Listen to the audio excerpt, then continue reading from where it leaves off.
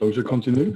Et entre introduction, bonjour à tous. Aujourd'hui, le docteur Sedlacek va faire une présentation sur l'analyse d'urine. Et merci, docteur, vous pouvez commencer.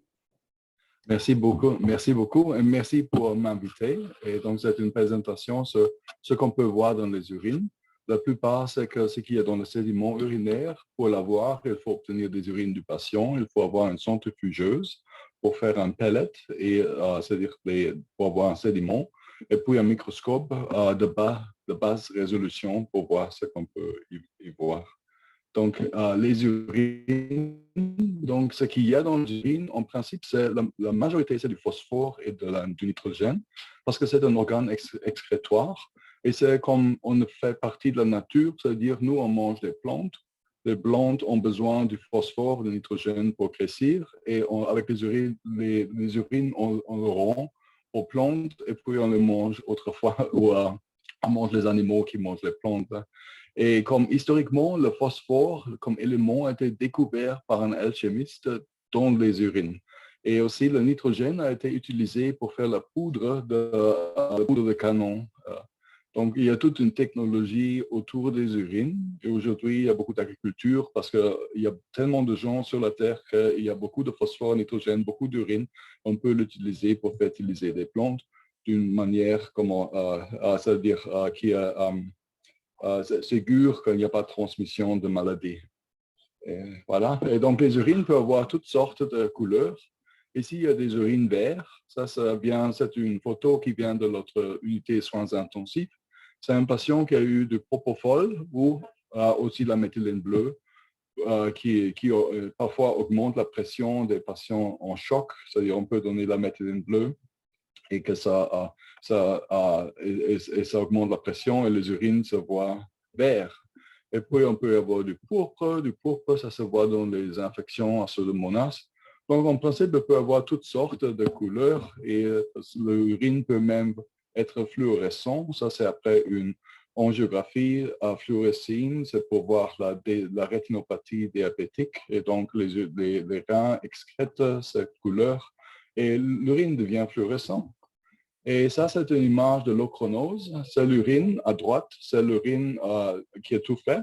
Et si on laisse sur l'échelle pour 1-2 heures, il se met noir. Ça, c'est un signe d'une maladie héréditaire, l'ochronose. Et donc, par oxydation dans les urines, il y a un produit qui change de couleur. Et quand on analyse les urines, on utilise un test tip, c'est-à-dire un dipstick, et on le met dans les urines. Et ce qu'on peut savoir, en principe, c'est est-ce qu'il y a du sang dedans ou est-ce qu'il y a de la protéine.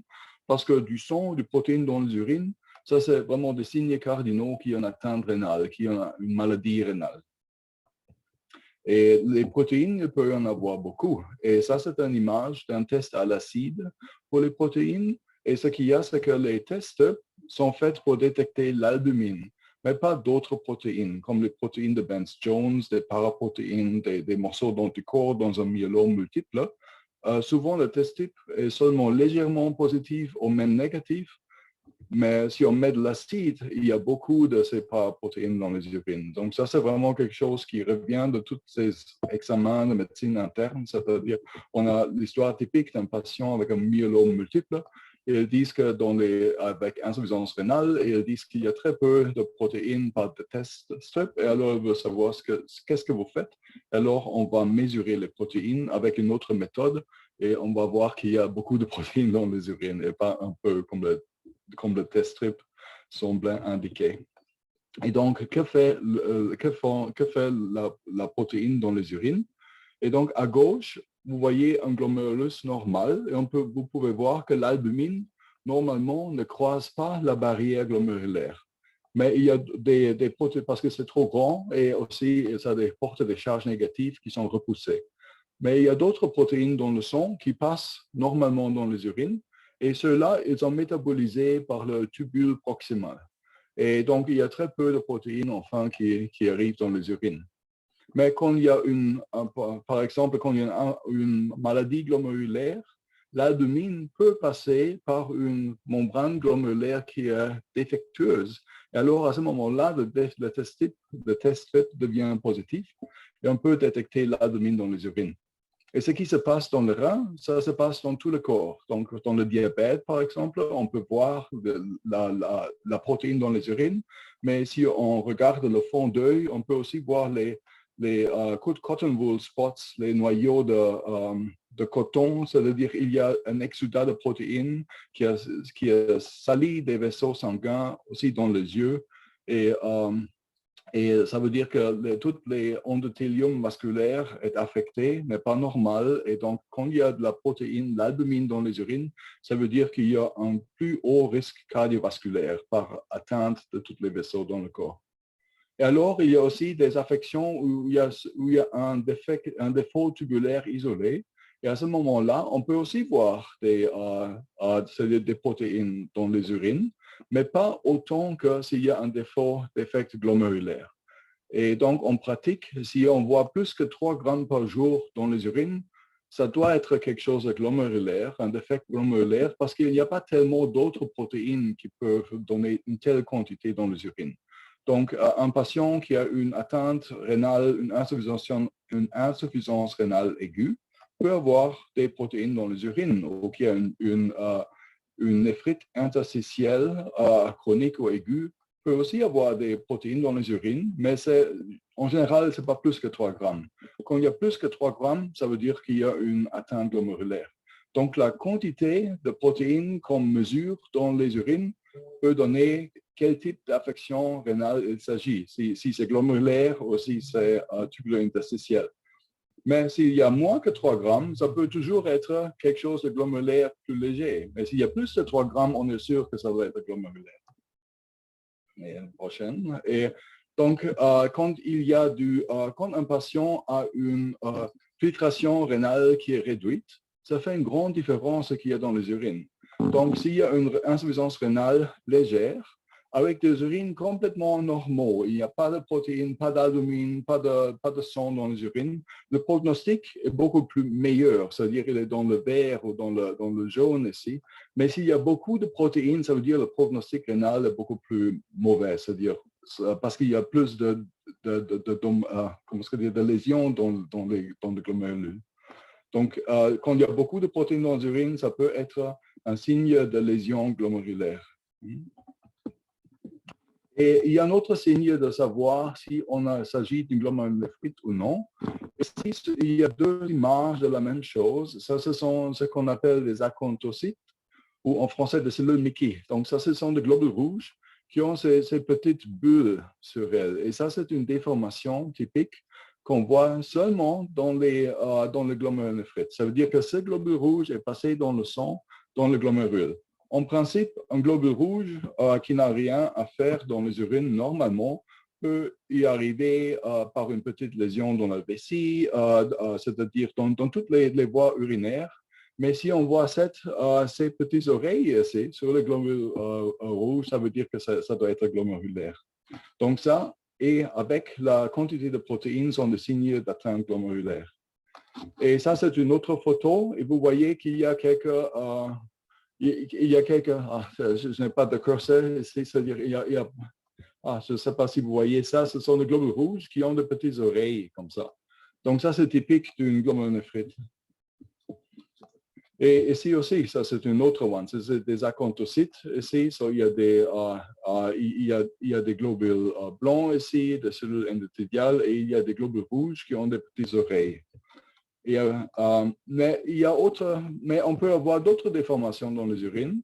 Ceux-ci, par exemple, sont des globules rouges qui n'ont pas l'aspect normal non plus. Ils ont des petites spicules. Ça vient d'un patient qui n'a rien au rein. C'est-à-dire ça c'est une femme qui a ses règles. C'est-à-dire ça, ce sont aussi des globules rouges qui sont passés par une lésion, ils ont été traumatisés et ils n'ont pas l'aspect normal, mais ils n'ont pas ces petites oreilles. Donc, comment est-ce que ça se fait? Et ça, c'est autre image, ça c'est de la levure ici, c'est-à-dire parfois c'est confondu. Et ceux qui le confondent, c'est surtout notre labo, c'est-à-dire on a un jeune patient, jeune homme, avec du sang, du protéine dans les urines, et le labo d'analyse d'urine dit qu'il y a qui a de la levure dedans. Donc, un jeune homme n'a pas de la levure dans les urines. Ça veut dire que c'est beaucoup plus que c'est des acanthocytes. Et à l'inverse, si on voit quelques de ces petites levures ici, ça veut dire ça comme presque l'aspect des acanthocytes. Et comment ça se passe? Comment ça arrive à ces déformations spécifiques par une lésion glomérulaire? Oui, la capillaire glomérulaire est unique dans le corps parce qu'elle est prise entre deux artérioles, c'est-à-dire l'artériole afférente et l'artériole efférente. Ça veut dire que la pression hydrostatique dans la capillaire glomérulaire est très haute. Et quand un globule rouge passe, et ici, ça c'est une photographe de microscopie électronique qui voit un tout noir ici, ça c'est un globule rouge. C'est tout noir parce que c'est plein de fer d'hémoglobine, et ça se voit noir, qui passe une capillaire glomérulaire qui passe de A. A, c'est la partie sanguine. Vous voyez toutes ces protéines précipitées. Vous voyez la capillaire glomérulaire ici avec l'endothélium et de l'autre côté, les podocytes. Et ce globule rouge est forcé à travers une lésion glomérulaire.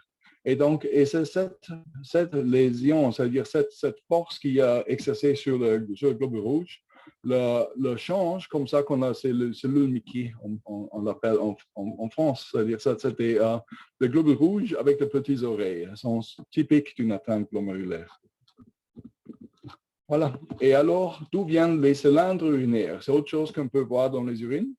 Oui, les cylindres urinaires, ça vient de la protéine TAM-Horsfall, qui est une protéine normale sécrétée par le tube épais ascendant dans le rein, et qui a différentes fonctions biologiques. Et parfois, ça fait des agrégations de cylindres. Ces cylindres se peuvent former seulement dans les tubules, dans le rein. Donc, ces cylindres ne peuvent pas former dans la vessie, par exemple. Donc, c'est pour ça que tout ce qu'il y a dans le cylindre, on a la preuve que ça vient du rein. Et voilà, ça, c'est des images de ces cylindres. C'est des cylindres hyalins qui sont normales. On peut voir ça dans les urines de gens déshydratés. Et c'est normal. Mais s'il y a une glomérulonéphrite et il y a une perte de sang dans le glomérulus, c'est les globules rouges qui vont dans les urines et souvent, c'est-à-dire beaucoup d'eux vont être déformés comme acanthocytes, peuvent agréger dans ces cylindres et faire des cylindres érythrocytaires. Et ça, c'est des images des cylindres érythrocytaires et parfois, c'est pas évident, c'est-à-dire on voit ce truc et on voit des globules rouges délimités à l'intérieur du cylindre. Et souvent, et autre tuyau, c'est qu'on voit les alentours, s'il y a des acanthocytes aussi, c'est-à-dire qu'on peut être plus sûr que ça c'est une glomérulonéphrite. Et si un autre cylindre est érythrocytaire, vous voyez ces globules rouges tout compactés dans un cylindre à l'intérieur de cette protéine de TAM-Horsfall. Et ça, c'est un autre type de cylindre qu'on peut faire aussi dans des atteintes glomérulaires, mais qui est un peu différente. Vous voyez ici aussi des petites globules, mais ils sont tous de tailles différentes. Ce n'est pas du sang, ça. Donc, c'est autre chose. Et sous lumière polarisée, ça donne cet artefact de petites croix. Ça s'appelle les croix maltaises. Et ça, c'est la même, sur les différents agrandissements, c'est la même structure. Vous voyez ce petit globule et qui donne ces petits cylindres, ces petites croix qui sont tout réguliers. Et ça, c'est typique d'un cylindre lipidique. Donc, ça, c'est du lipide.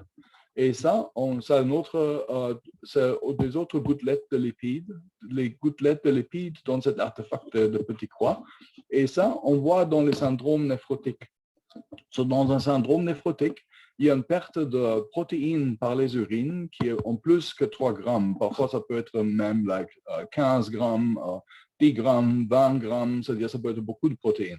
C'est beaucoup d'albumine que la personne perd et alors le foie attend de compenser ça. Et le foie doit faire plus d'albumine parce qu'il y a une perte par les reins. Et le foie est incapable de faire seulement de l'albumine. Il fait toutes sortes de protéines, parmi eux des lipoprotéines. Les lipoprotéines portent ces gouttelettes lipidiques. Alors, ils passent aussi dans les urines. Et c'est comme ça qu'on peut voir ces cylindres lipidiques. Et ça, c'est un autre signe d'une autre atteinte glomérulaire, c'est-à-dire que c'est dans un syndrome néphrotique. Ça veut dire qu'il y a une grande perte de protéines, tellement grande que le foie n'arrive pas à compenser perfectement. Et ça, c'est des cylindres qu'on voit très souvent, c'est-à-dire que c'est des gens qui ont une atteinte, une insuffisance rénale aiguë dans un choc, dans une infection. Et quand on voit ça, ça ne nous dit pas grand-chose, sauf qu'il y a une lésion rénale. C'est-à-dire, ça c'est de plus qu'il y a des cylindres granulaires, plus grave est la région rénale, mais ce n'est pas toujours vrai. C'est-à-dire, parfois on voit des gens qui ont beaucoup de cylindres graves, mais avec la restitution, avec des interveneuses, c'est-à-dire avec du volume, ils font plus d'urine et ils peuvent être bons le lendemain. Ici, il y a plus de cylindres.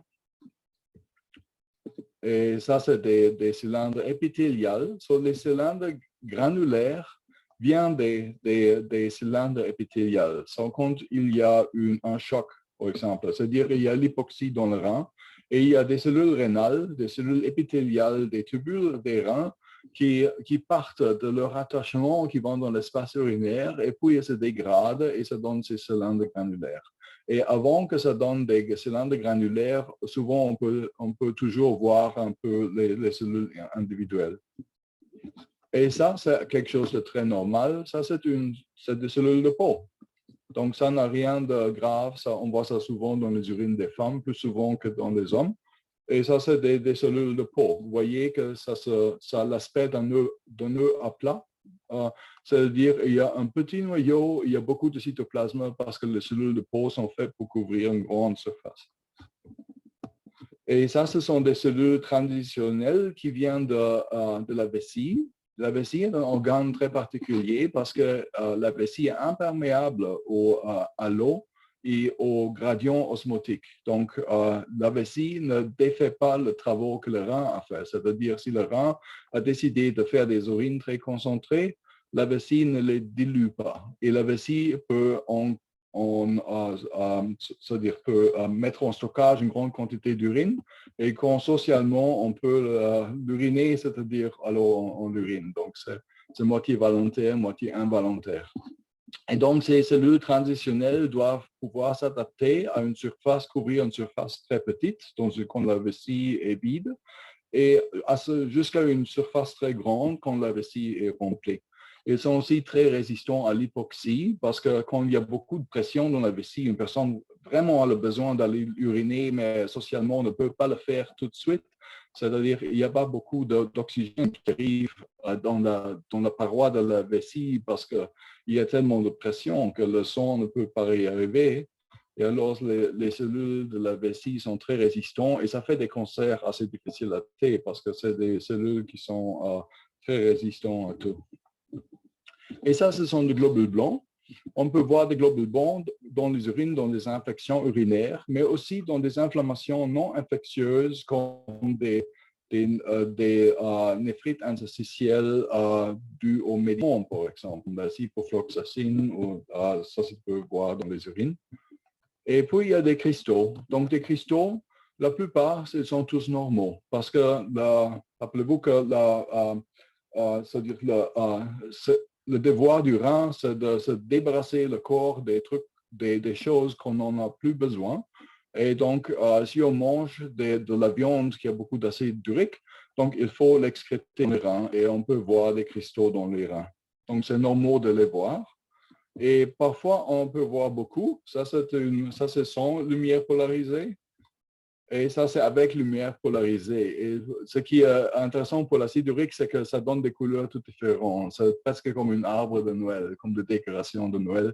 Il y a toutes sortes de lumières, ça, seulement avec la lumière polarisée. Et parfois, l'acide urique peut aussi faire ça. Ça s'appelle du brick dust. Donc, c'est pas des cristaux, c'est des agrégats amorphes qui font pas des cristaux de couleur orange. Et, pardon. Je n'ai pas pu montrer, mais,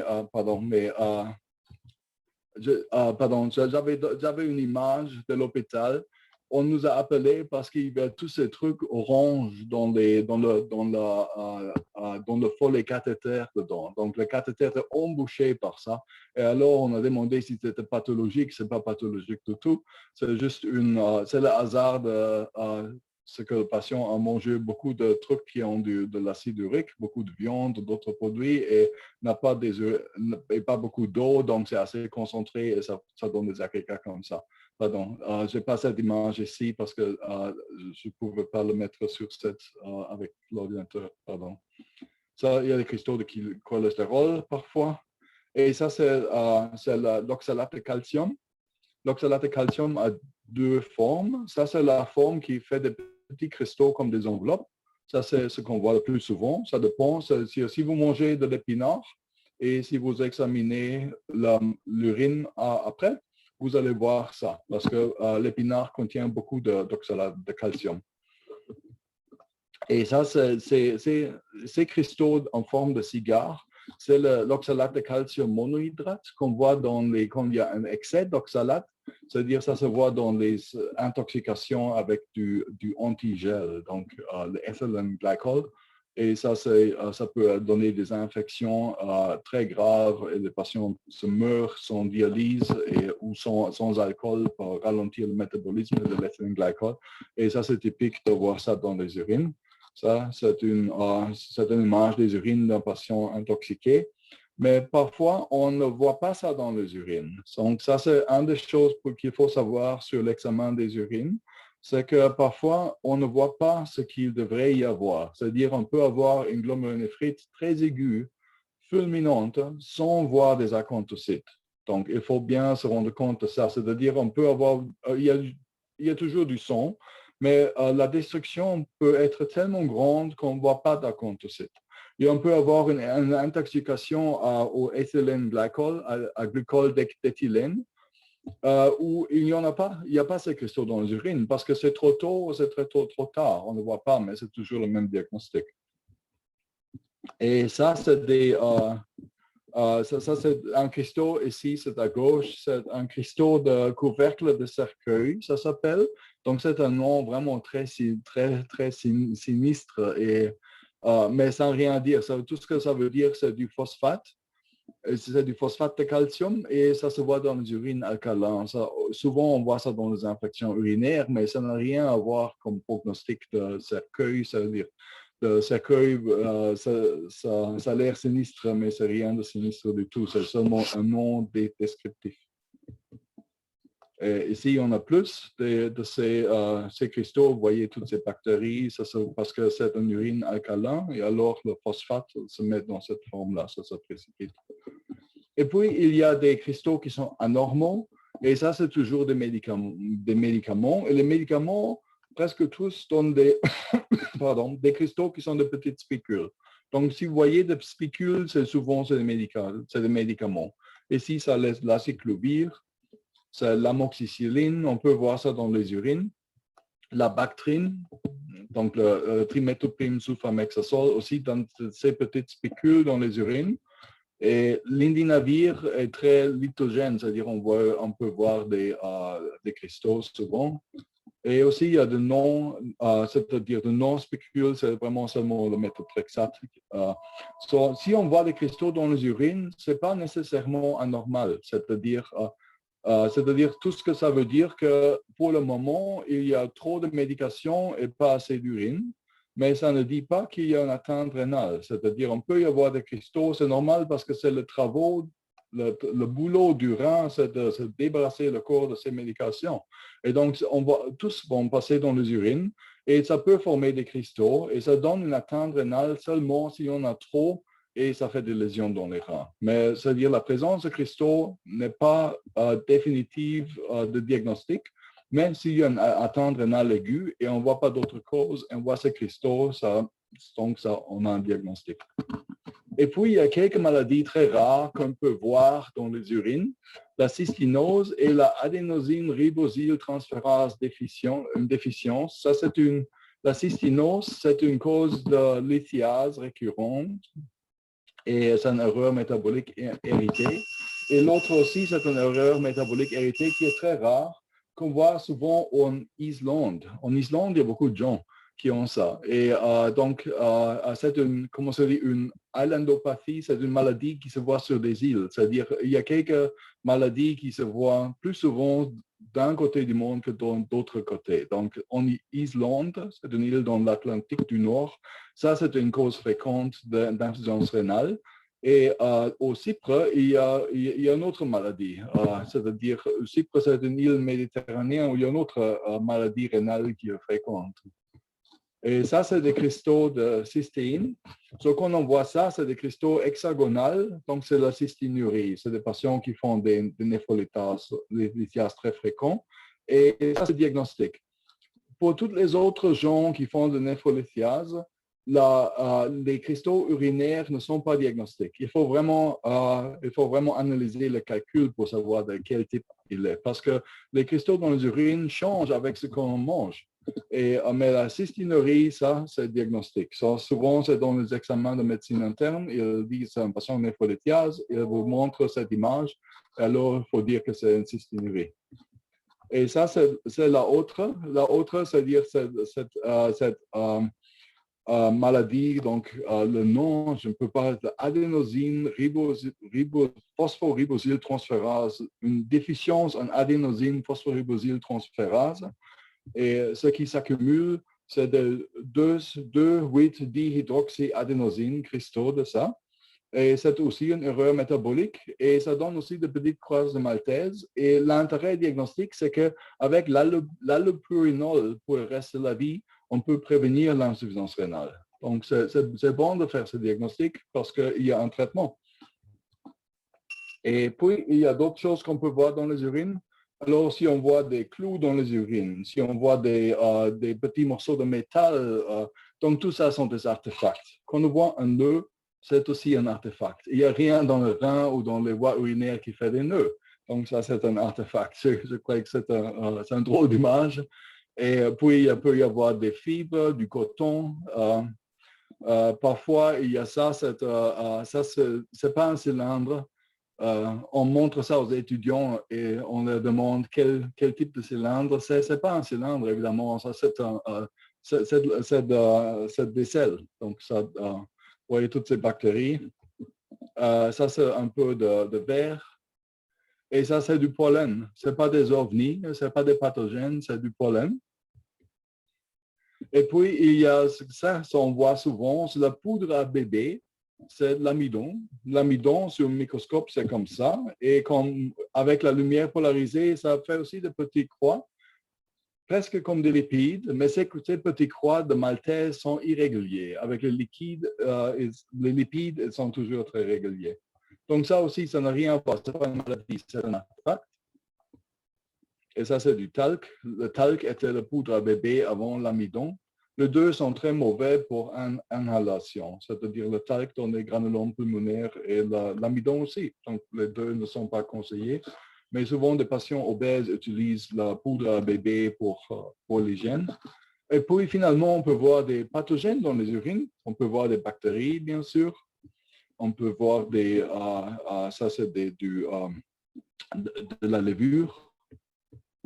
Parfois, on voit la levure dans des cylindres. Alors, ça, c'est une sepsis, c'est-à-dire c'est systémique, c'est une infection de candidose systémique. Et ça, c'est un patient atteint très grave. Souvent, on voit ça, c'est très rare. Et quand on voit ça, souvent, c'est juste avant la mort.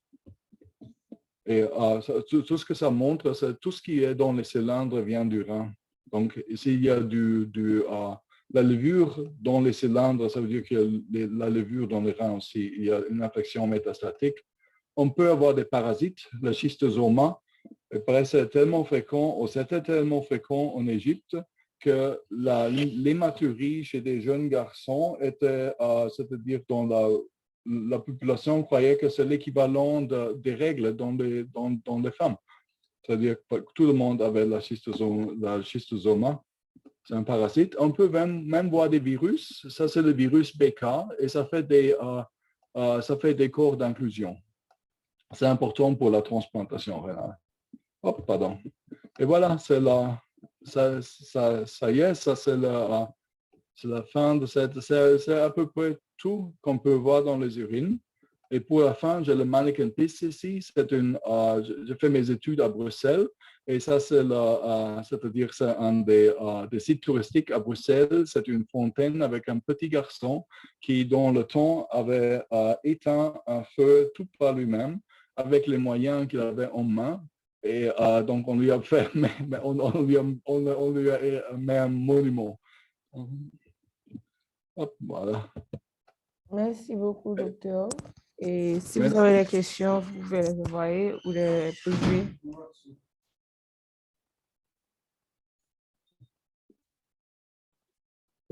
Est-ce qu'il y a des questions?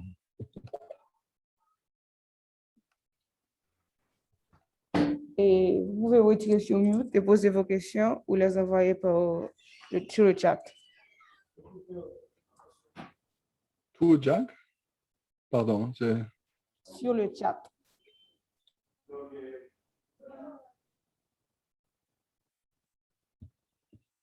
Ah. Pardon, je n'ai pas compris. C'était une question sur le Jacques? Non, je dis, et vous pouvez soit poser les questions ou les envoyer sur le chat. Ah, sur le chat. Ah, pardon. OK. Je mets ça. Pardon, stop share. Je vois les choses. Martin, excusez-moi. merci pour la présentation. On vous entend, oui? OK. Merci pour la présentation. J'aimerais poser une question concernant le dialogue de calcium. D'habitude, quand on voit ça dans les urines, dans les examens des urines, on pense que, on dit toujours que cette personne peut avoir calcul au niveau des reins. J'aimerais savoir si c'est systématiquement ou du moins s'il y a une quantité que la personne doit avoir, vous pensez ça? Ah oui, donc c'est les cristaux dans les urines, seulement dans la cystinurie, ces cristaux octagonales peuvent y faire un diagnostic. Toutes les autres personnes qui font des calculs peuvent être de tout ce qu'il y a et il peut y avoir des cristaux différents dans les urines. Donc pour faire un diagnostic, c'est-à-dire on regarde quand il y a un patient qui vient avec des calculs, on regarde à l'urine presque seulement pour voir est-ce qu'il y a la cystinurie, c'est-à-dire ces cristaux octagonales. Si on voit du oxalate de calcium, les calculs peuvent être dans les urines pour un moment dépend de ce qu'on mange. Mais souvent, quand il y a des calculs, ça veut dire qu'il y a un problème avec une certaine substance qui fait ces calculs. Mais les urines peuvent toujours changer. Et les calculs croient pour des années souvent. C'est-à-dire il y a des gens qui ont des calculs qui n'en savaient pas pour beaucoup de temps et qui peuvent être assez grandes sans avoir aucun symptôme. C'est-à-dire on peut avoir des Stackhorn calculus, des calculs comme, comment ça dit, je ne sais pas comment on dit en français, c'est-à-dire comme les cornes de cerveuil, c'est-à-dire qu'ils peuvent être assez grands dans les reins et on ne voit rien dans les urines.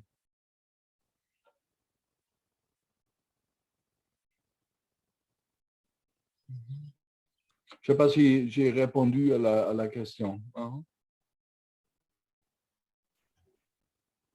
Merci beaucoup.